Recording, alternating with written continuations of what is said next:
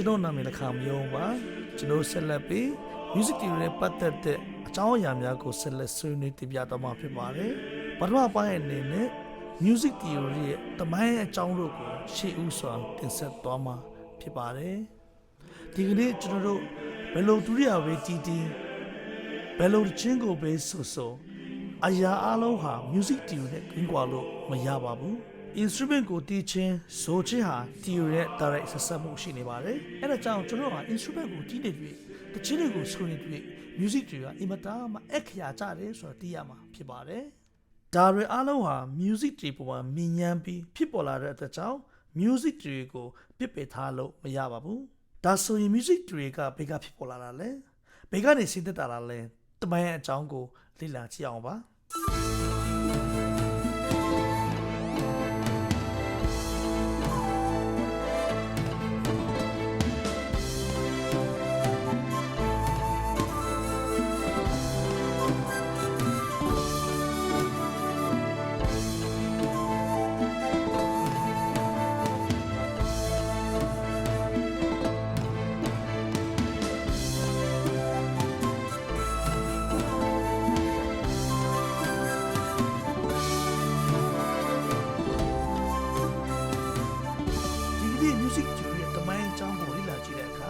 အနောက်တိုင်းသားတွေရဲ့လူနေမှုဘဝနဲ့ဆက်ဆက်တဲ့တွေ့ရပါတယ်ဒီလိုနဲ့ music ရဲ့တမိုင်းအကြောင်းကိုပြသတဲ့အခါမှာအလေခေတ်လို့ခေါ်တဲ့ Middle Ages ခေတ်ကိုဦးတည်ပြီးတမိုင်းကိုဖော်လက်ရှိပါတယ်ဒါဆိုရင် Middle Ages ဆိုတာ AD 400ကျော်နဲ့ AD 1400ဝန်းကျင်နှစ်ကာလအချိန်အတိုင်းအတာတွေကိုဆိုလိုတာဖြစ်ပါတယ်အဲ့ဒီကာလကမ္ဘာနိုင်ငံကြီးအပြောင်းလဲကိုကြည့်မယ်ဆိုရင်လည်းRoman Empire ပျော်လွှဲပြီးကာလနဲ့တိုက်ဆိုင်နေတယ်လို့ Roman Catholic Church ကြီးထွားလာမှုဟာအနောက်တိုင်း music တွေရဲ့တိုးတက်ပြောင်းလဲမှုကိုအများကြီးဦးတည်စေတာဖြစ်ပါတယ်။ဒါကြောင့်အနောက်တိုင်း music ရဲ့တမိုင်းကိုကြည့်တဲ့အခါမှာ Roman Catholic Church အတွင်းတွင်ကျေစွာ music ကိုအသုံးပြုတွေကနေဒီကနေ့အင်တာမှာတိုးတက်နေပြီဖြစ်တဲ့ music အဖြစ်တို့တဖြည်းဖြည်းနဲ့တိုးတက်ပြောင်းလဲခဲ့တာဖြစ်ပါတယ်။ဒါအတွက်ကြောင့် music ရဲ့တမိုင်းကိုလေ့လာတဲ့အခါမှာ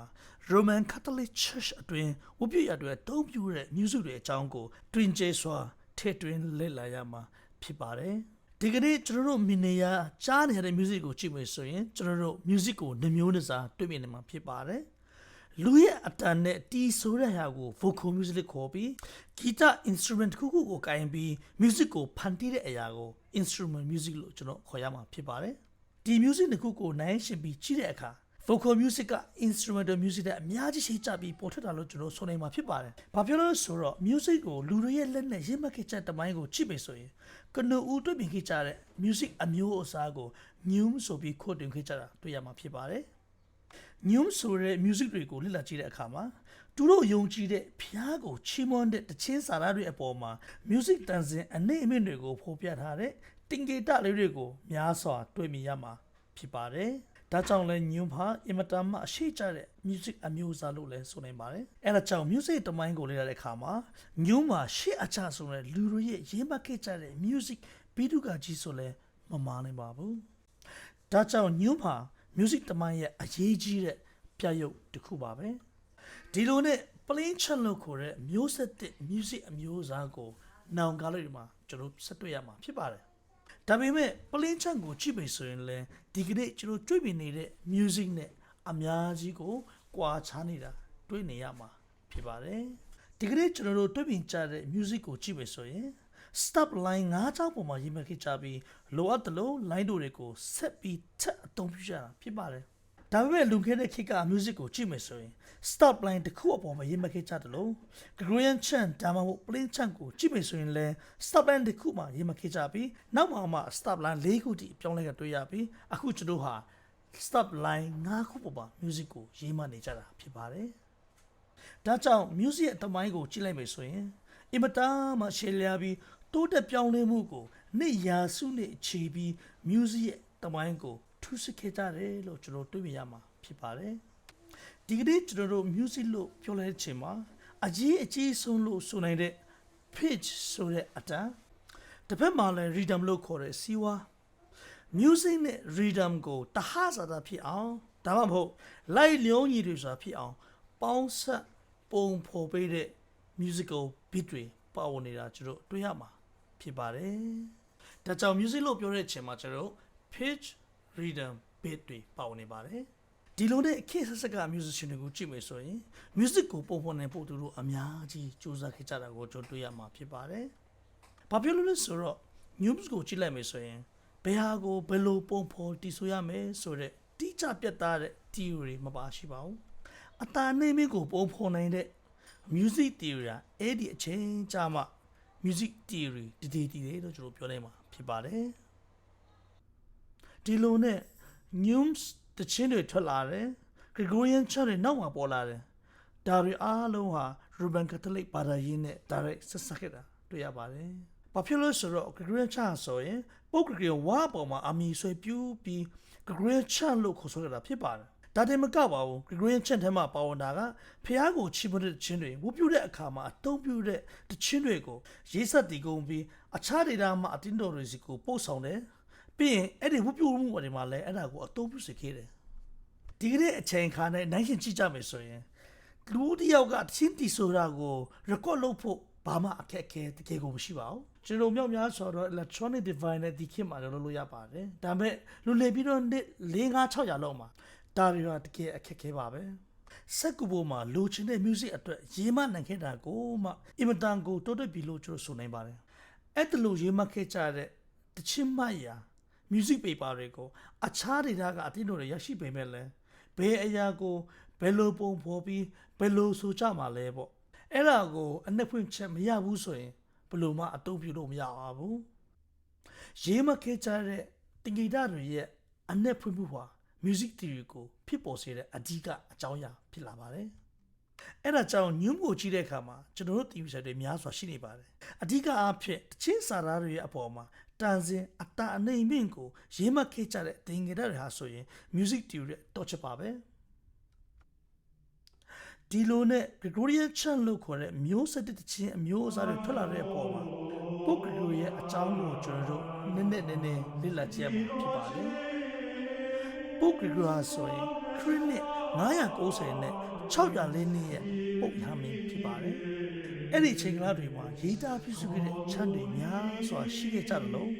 ပုပ်ရမင်းရဲ့ပြန်လွန်တော်မူသွားပေမဲ့လည်း Gregorian chant ဆက်ပြီးတွေ့နေခဲ့ပါတယ်။ဘာဖြစ်လို့လဲဆိုတော့ပုပ်ရမင်းရဲ့ချမ်းတွေကိုအမိပြုပြီးတိုင်ရောင်လိုက်ရခဲ့ကြတဲ့ဒီစာလည်းများစွာဖြစ်ခဲ့ကြပါတယ်။အဲ့ဒါလည်းအလုံးကို Gregorian chant ဆိုပြီးအမည်ပေးခဲ့ကြတာဖြစ်ပါတယ်။ Gregorian chant ကိုကြည့်မယ်ဆိုရင်အရေးကြီးတဲ့အချက်များစွာကိုတွေ့ရပါတယ်။အဓိကအားဖြင့် music melody line ဟာဆိုရင်တခုတည်းသော melodic line တာပါရှိပါတယ်။တုံးနှုံထားတဲ့ဘာသာစကားဟာ Latin ဘာသာစကားကိုအသုံးပြုထားပြီးဝတ်ပြုခြင်းချီးမွမ်းခြင်းအစရှိတဲ့စာသားတွေနဲ့တည်ကုန်းထားတာကိုတွေ့ရပါတယ်။ထူးခြားတာတစ်ခုက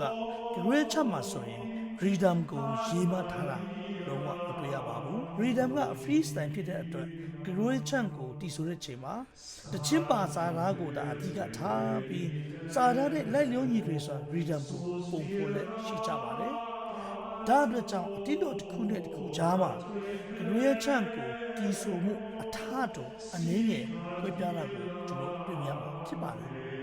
။ဒါဒီမကပါဘူး Gregorian chant မှာဆိုရင် church ဘုတ်ဒါမှမဟုတ် modern scale လို့ခေါ်တဲ့ scale ကိုအမိပြုပြီးတချင်းတွေကိုရေးဆက်ပြီးကတော့တရားဖြစ်ပါတယ်။အဲ့ဒါကိုကျွန်တော် modern scale ဒါမှမဟုတ် church ဘုတ်လို့ခေါ်ပါတယ်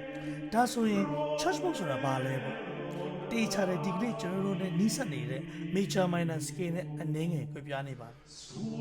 ။ church ဘုတ်ဟာဆိုရင်လည်း church ဘုတ်ဆိုပြီးတည်တံ့ရက်တည်တာကိုတွေ့ရပါတယ်။တနည်းအားဖြင့် modern scale ခေါ်ပါတယ်။ modern scale ကိုကြည့်ပြီးဆိုရင်လည်းအမျိုးအစားမတူတဲ့ scale ခုမျိုးကိုတွေ့ရပါတယ်။အဲ့ဒီ scale ကိုမြင်ရန်ပြီး Gregorian chant ကိုရေးဆက်တည်ကုန်ထားတာလို့ကျွန်တော်တွေ့ရမှာဖြစ်ပါတယ်။အဲ့ဒီအချိန်ကာလတွေကိုကြည့်မယ်ဆိုရင် music ကိုရေးမှတ်ကြတဲ့ music theory ကအင်မတန်ကိုမှတိုးတက်မှုမရှိသေးဘူးလို့ဆိုနိုင်ပါတယ်။ဘာဖြစ်လို့လဲဆိုတော့ဒီကနေ့တွေ့ရတဲ့ step ကိုကြည့်မယ်ဆိုရင် line 5ချောင်းပေါ်မှာရေးမှတ်နေကြတာဖြစ်ပါတယ်။ဒါပေမဲ့ကနဦး step ကိုကြည့်မယ်ဆိုရင်new လို့ခေါ်တဲ့တချင်းတွေပုံမှာမြင်ញ្ញမ်းပြီးဖြစ်ပေါ်လာတဲ့အတွက် အဲ့ဒီညွန်းတွေမှာဆိုရင် stop line တော့မပါပါဘူးနောက်မှ stop line တစ်ကြောင်းနဲ့ဖြစ်ပေါ်လာတဲ့ stop line ကိုတွေ့မြင်ရပြီးအဲ့ဒီနောက်မှာ stop line ၄ကြောင်းနဲ့ပါရှိတဲ့ stop line ကိုကျွန်တော်မြင်ရမှာဖြစ်ပါတယ်ဒီကနေ့ခေတ်ရဲ့ music ကိုကြည့်မယ်ဆိုရင်အရင်ခေတ်နဲ့အင်မတန်မှကွာခြားပြီးကျွန်တော် stop line ၅ကြောင်းပေါ်မှာတခြင်းတွေကိုတီးကုန်းရေးဖွဲ့ပြီးအသုံးပြုနေကြတဲ့ခေတ်ကိုကျွန်တော်ရောက်နေတာဖြစ်ပါတယ်stop line ၄ကြောင်းပေါ်မှာရေးဖွဲ့ခဲ့ကြတဲ့ chant တွေကိုကြည့်မယ်ဆိုရင်900စုနှစ်အတွင်းမှာထွက်ရှိခဲ့တဲ့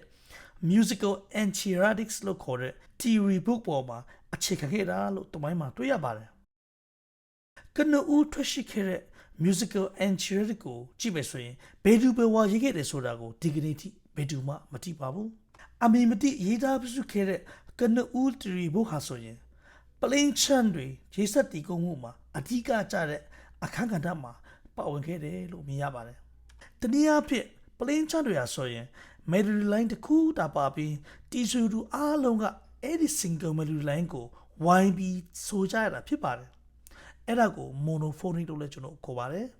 အဲ့ဒါလို monophonic တခြင်းတွေကနေတခြား melody line တစ်ခုကိုထပ်တူရွေးဆက်ခဲ့ကြပြန်ပါတယ်အဲ့ဒါလိုတန်စင်နဲ့ကြောင်းပါတခြင်းတွေကို organon လို့ခေါ်ဆိုပါတယ်ဒါကြောင့် organon က Gregorian chant အဆင့်တစ်ဆင့်တက်သွားတဲ့တခြင်းအမျိုးအစားဆိုတယ်မမှားပါဘူး organon တွေမှာကြည့်မယ်ဆိုရင် melody line နှစ်ကြောင်းပါရှိပြီးတစ်ကြောင်းနဲ့တစ်ကြောင်းကမြင်းတိုင်လို့ရွေးနေတာတွေ့ရပါတယ်အဲ့ဒါကို parallel organon လို့ခေါ်ပါတယ် organon တစ်ခြင်းအမျိုးအစားတွေဟာလည်းတစ်နေ့တစ်နေ့ပုံပုံတက်တက်ပြောင်းနေတာတော့ organon အမျိုးအစားမြောက်မြောက်စာကွဲပြီးထွက်လာပြန်တယ်တနည်းအားဖြင့် parallel organon ပေါ့တချို့က C note ကိုဆိုပြီးတချို့ကအပေါ်က G note ကိုဆိုပြန်တယ်အဲ့ဒါနဲ့ interval fifth ကိုပုံပုံကြတယ်လို့ကျွန်တော်ဆိုနိုင်ပါတယ်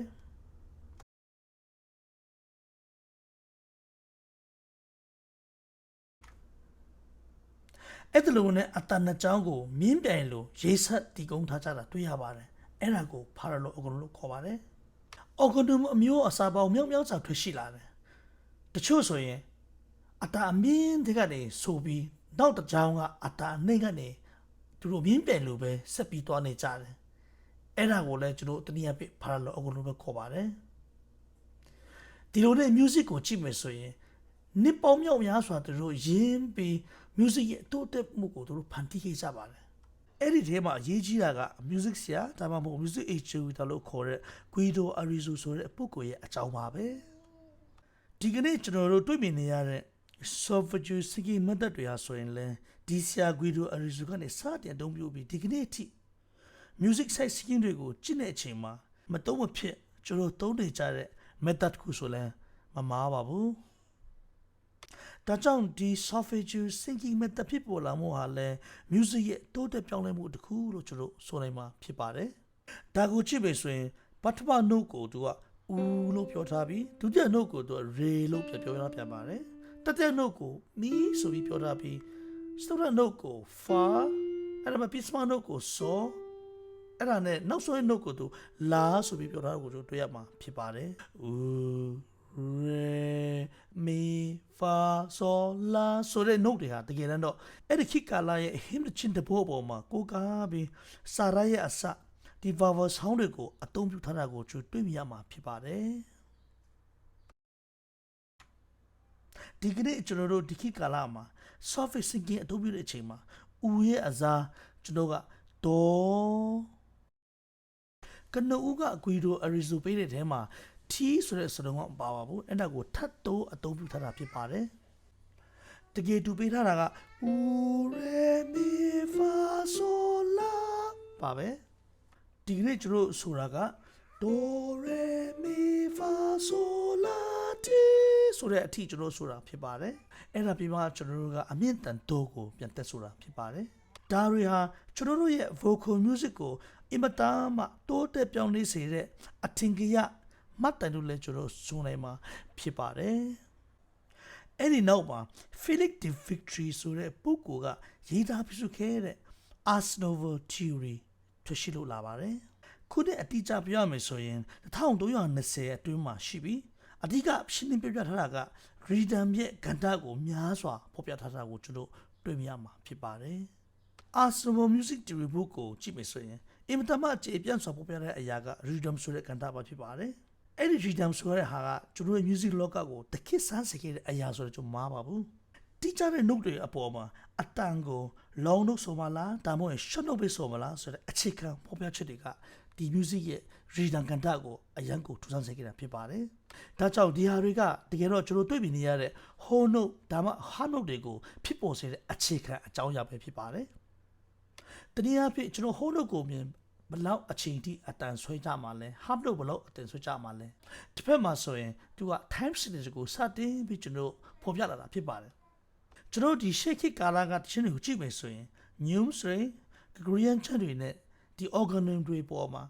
time signature အကြောင်းကိုရေးသားဖော်ပြထားတာကျွန်တော်တို့မတွေ့ရပါဘူးဒီ Arsenal versus တဲ့ music theory book ကြောင့်ကျွန်တော်ဒီကဘာပေါ်မှာ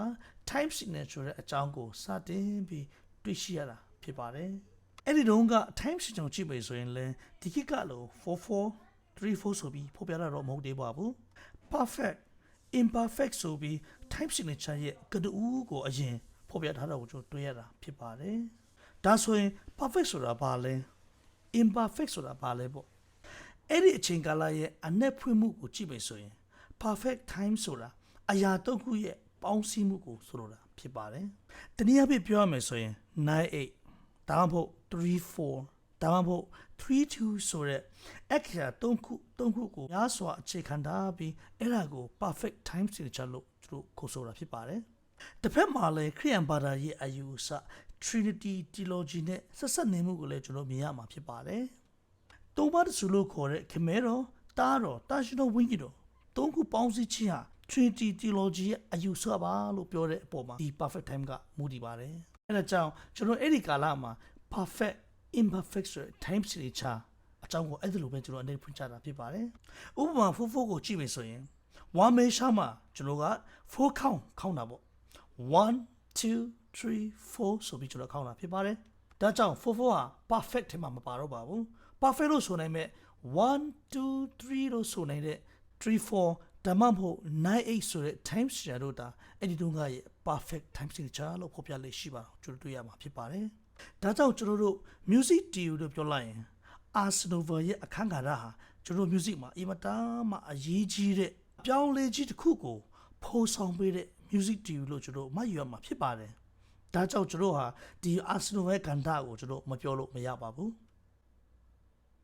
အဲ့ဒါလိုနဲ့1320နောက်ပိုင်းကတည်ဆရာကျွန်တော် composer တွေအနေနဲ့လဲအဲ့ဒီ Arsenal music theory ပေါ်မှာအခြေခံပြီးတချင်မြောက်စွာကိုရေးသားခဲ့ကြတယ်တချင်မြောက်စွာကိုအဲ့ဒီ Arsenal music theory ကိုအခြေခံပြီးပုံဖော်ခဲ့ကြတဲ့အတွက်ကျွန်တော်ဆိုလိုရင်းကိုဖော်ပြနိုင်တဲ့